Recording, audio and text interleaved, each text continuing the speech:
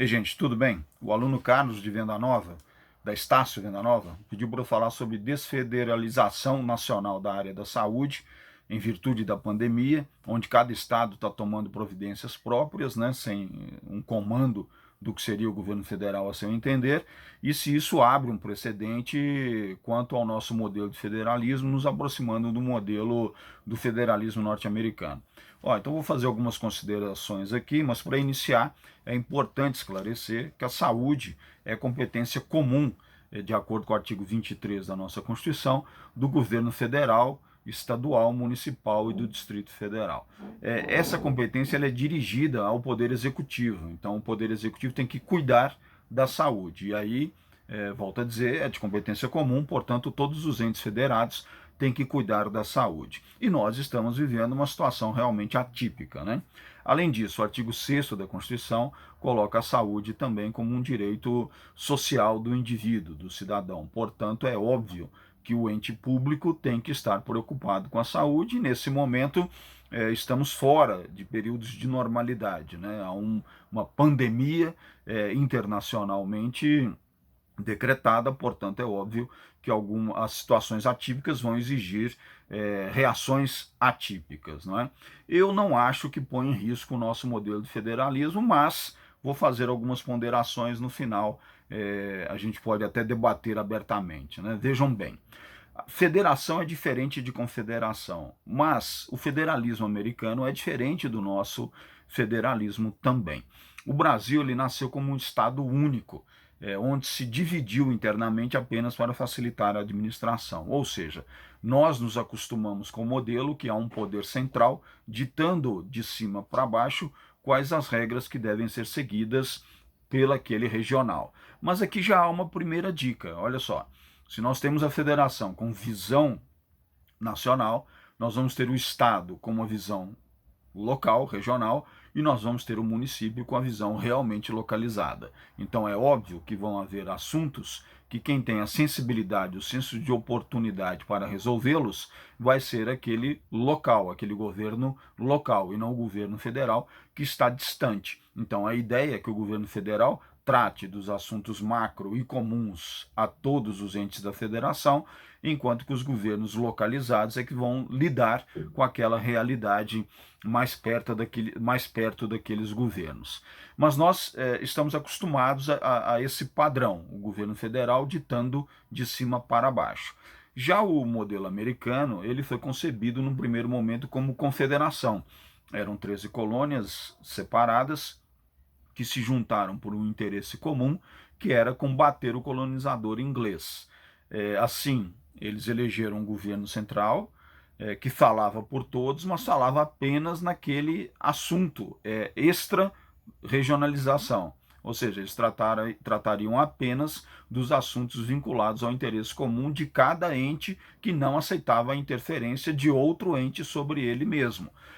Quando os Estados Unidos viram a federação, ele traz para ele essa tradição. Né? Tanto é que a ordem dos Estados Unidos administrativa é completamente diferente da brasileira. Só para vocês terem uma ideia, os nossos tributos, a grande parte é canalizada para o governo federal, mas as grandes necessidades da população estão localizadas no governo estadual ou municipal. O que a população quer? Ela quer a saúde, ela quer a segurança pública, ela quer a educação.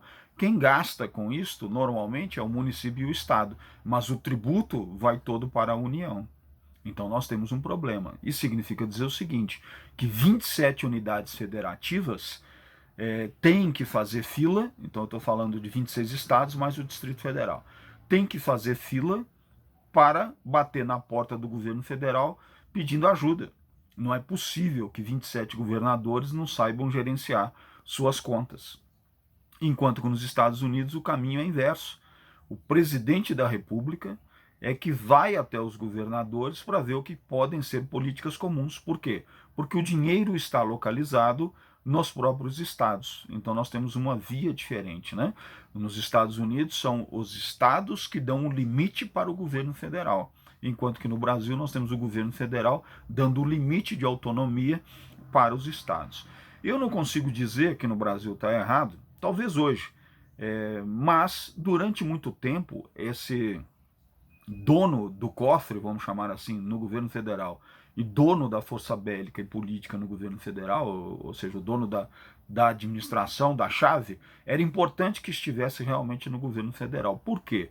Porque o Brasil, historicamente, é um país muito instável, e toda vez que houve muita força localizada em governos estaduais, houve movimentos separatistas ou ideias separatistas com mais força. Então, ao garantir que a chave do cofre, chamando assim, né, gente, a Casa da Moeda, a economia nacional está no governo federal, e ao garantir que as forças armadas, ou seja, a força bélica também está no governo federal, embora hajam as polícias militares estaduais, a gente estaria garantindo uma pseudo-unidade entre os estados. Talvez hoje, no século XXI, isso não fosse tão necessário quanto já foi ao longo do século XX, né, quando a gente se aventurou no finalzinho do século XIX, a gente decidiu ser república, né, em 1889, e de lá para cá a gente tem demonstrado, sim, alguma instabilidade. Né? Somos diferentes, então, de confederação, porque a confederação é uma unidade muito frágil, onde ninguém manda em ninguém, e estamos apenas unidos por um interesse comum. Por exemplo, a comunidade europeia é assim, o Mercosul é assim, mas nós somos uma federação onde existe uma unidade forte e, inclusive, o compromisso do governo federal de manter a unidade. Então vamos lá. Feitas essas considerações iniciais, eu acho realmente que não está em risco o nosso pacto federativo, mas até acho que seria momento da gente revê-lo. Ou seja, é óbvio que as decisões locais têm que ser tomadas pelos governos locais. A realidade de uma cidade, por exemplo, de Fortaleza, pode não ser a mesma realidade de uma cidade como Porto Alegre. O Brasil é um país de extensão continental. Então é natural que hajam tomada de decisões diferentes e ao governo federal cumprirá dar aquelas medidas de cunho geral, de alcance de todos, mas com a capacidade de adequação ao governo localizado, pelo governo localizado à realidade local. Ou seja, o que adianta, por exemplo, mero exemplo, tá, gente? O estado de Goiás ter uma legislação tratando sobre exploração da costa marinha. Não adianta. Agora, para o Rio de Janeiro, isso é importantíssimo, não é?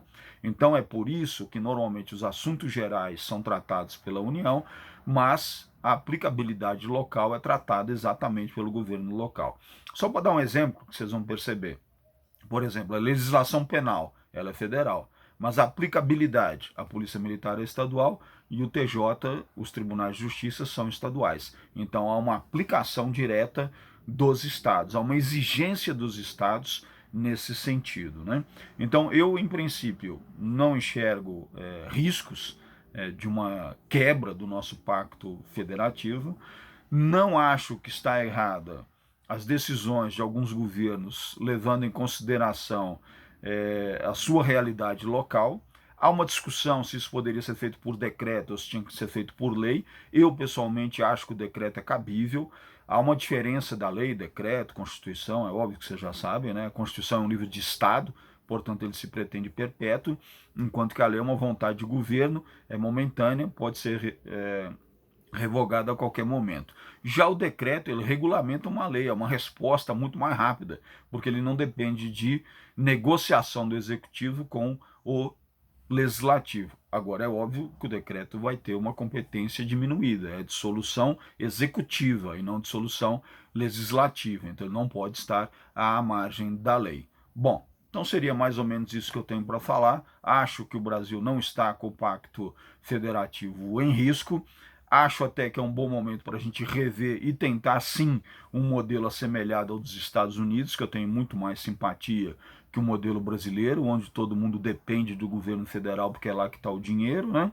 E acho também que este momento só demonstra que há uma necessidade de dar mais autonomia aos governos municipais. É isso, pessoal. Espero ter contribuído de alguma maneira. Um abraço, até a próxima e pode mandar suas dúvidas para mim que eu respondo, tá bom? É isso aí, gente.